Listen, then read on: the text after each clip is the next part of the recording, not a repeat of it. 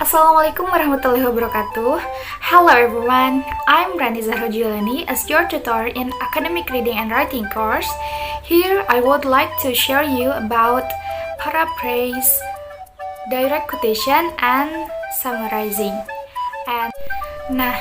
Dalam sesi sharing ini, Teteh akan menggunakan dua bahasa ya. Untuk mempersingkat waktu, Teteh akan menjelaskan terlebih dahulu konten dari paraphrasing.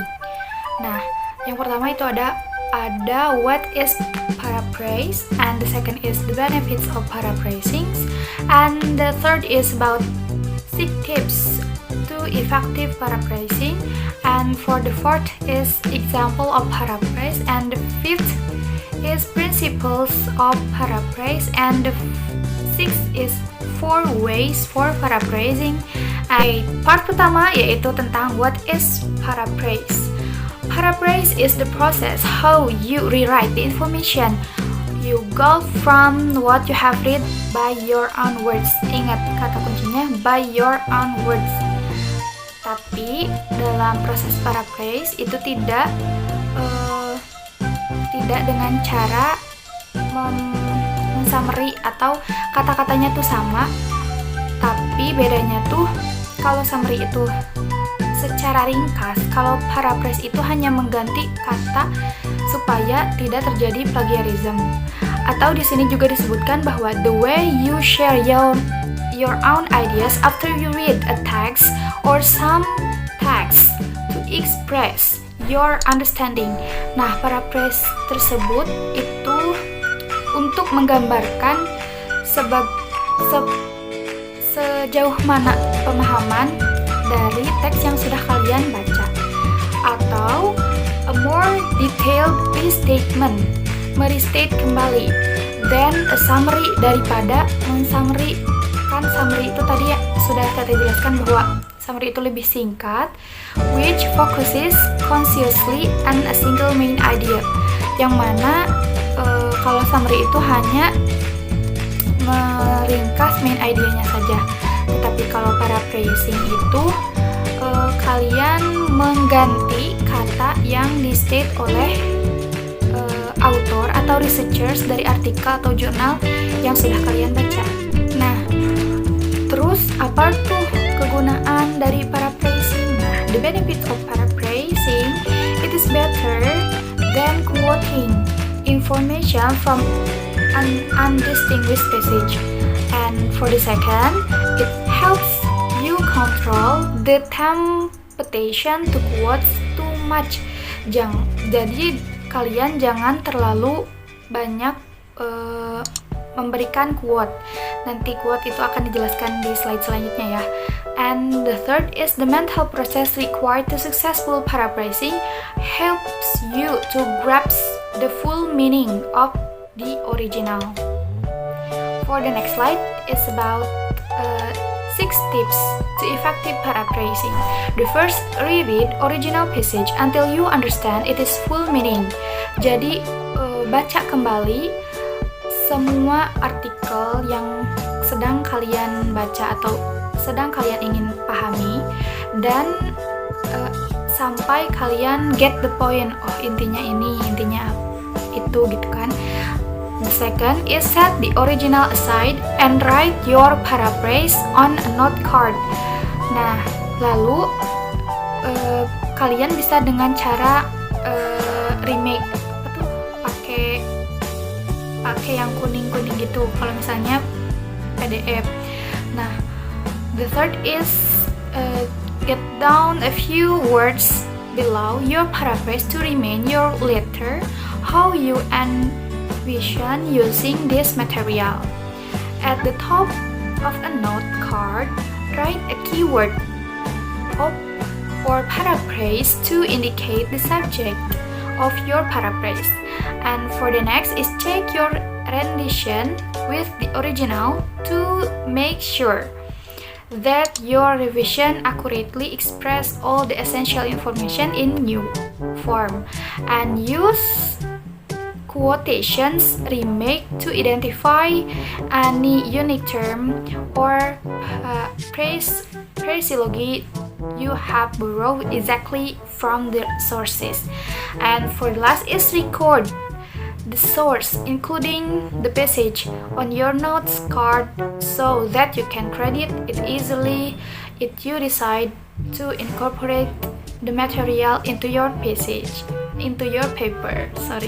Nah, untuk contohnya kalian bisa baca di PPT, the original passage. Students frequently overuse direct quotation taking notes. Nah, kebanyakan murid itu menggunakan direct quotation dalam taking note. Taking note tuh mengambil kata-kata inti dari suatu bacaan. Nah, and as a result, they overuse quotation in the final research paper. Probably only about 10% of your final manuscript should appear as directly quoted matter. Therefore, you should strive to limit the amount of exact transcribing of source material while taking notes.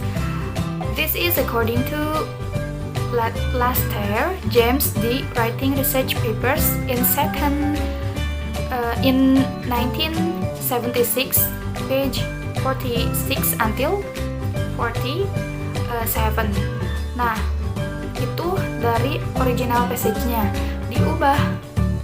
Diubah, diparaphrase menjadi in research papers. Tadi kan papers-nya di bawah, sekarang jadi di awal. The students often quote excessively, failing to keep quote material down to a digestible level, since the problem usually originates during note taking. Nah, yang tadi mah kebanyakan murid terlalu banyak mengquotes dari artikel atau jurnal yang sedang dibaca atau sedang dipahami. Nah, kalau sekarang diganti kata-katanya. Nah, during taking note, it is essential to minimize the material recorded verbatim. It is according to Lester 46 until 47. Nah, ini contoh yang paraphrase yang benar. For the next is about principle of paraphrasing. Menurut buku yang Teteh baca, bahwa a paraphrase restates another ideas. Bahwa paraphrase itu merestate kembali gagasan lain atau your own previously published idea, ide yang sudah dipublish dari sebelumnya, in your own words, menggunakan bahasa kalian sendiri.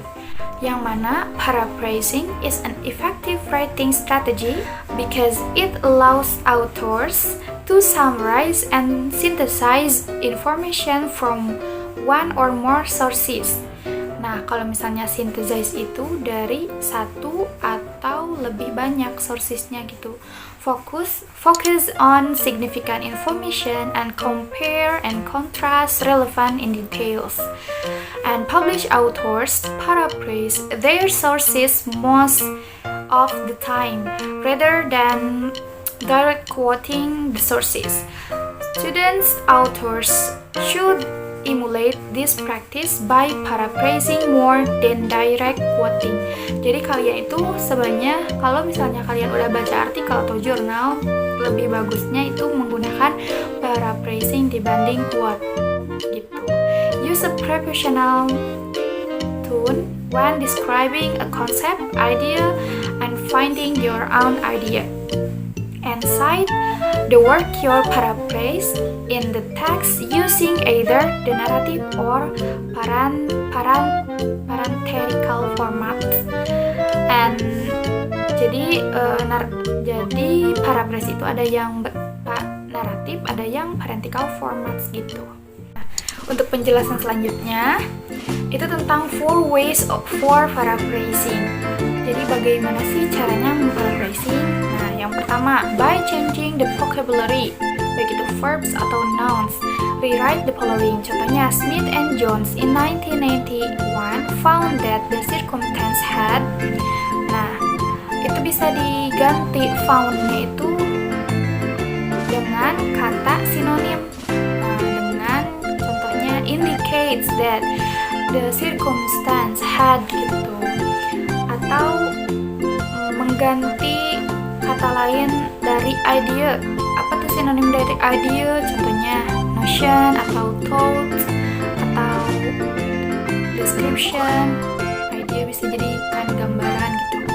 And the second, by changing the verb form. Apa itu mengganti verb form? Verb form di sini kan ada active voice, ada passive voice.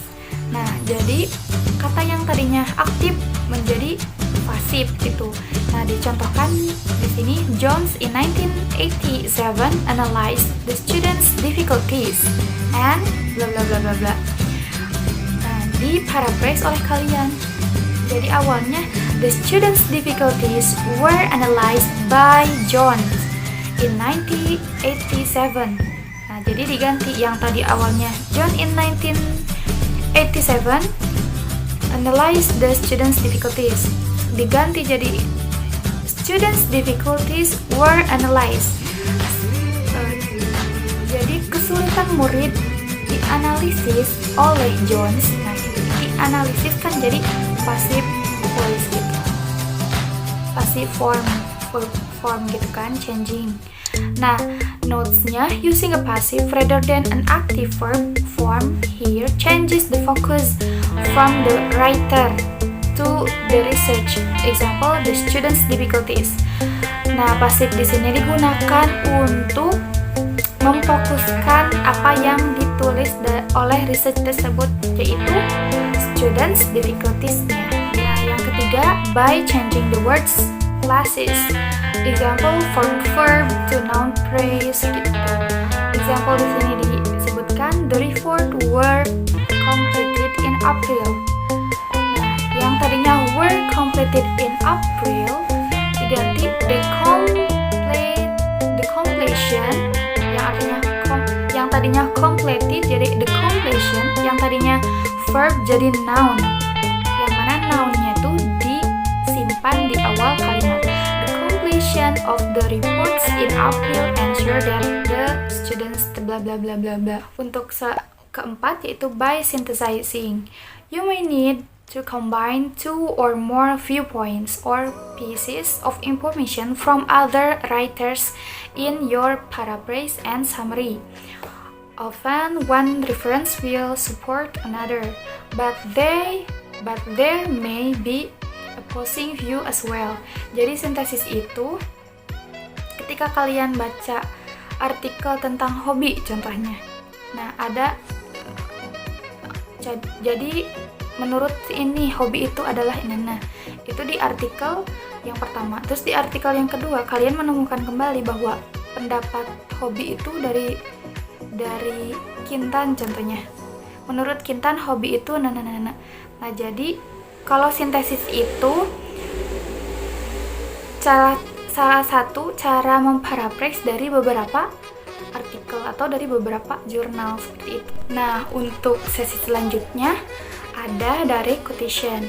Direct quotation itu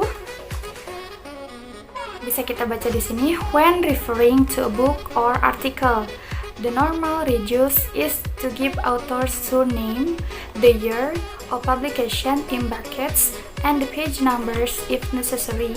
The full references is given at the end of the text. Nah, kalau quotation itu benar-benar kalian membawa kata tersebut secara full. Nah, ternyata dari quotation itu ada dua. Yang pertama, quotation marks inverted to commas are put around the author's actual words, which are incorporated in text. This is often used for short quotations. This is normally used for longer quotation. Nah, jadi quotation jenis yang kedua itu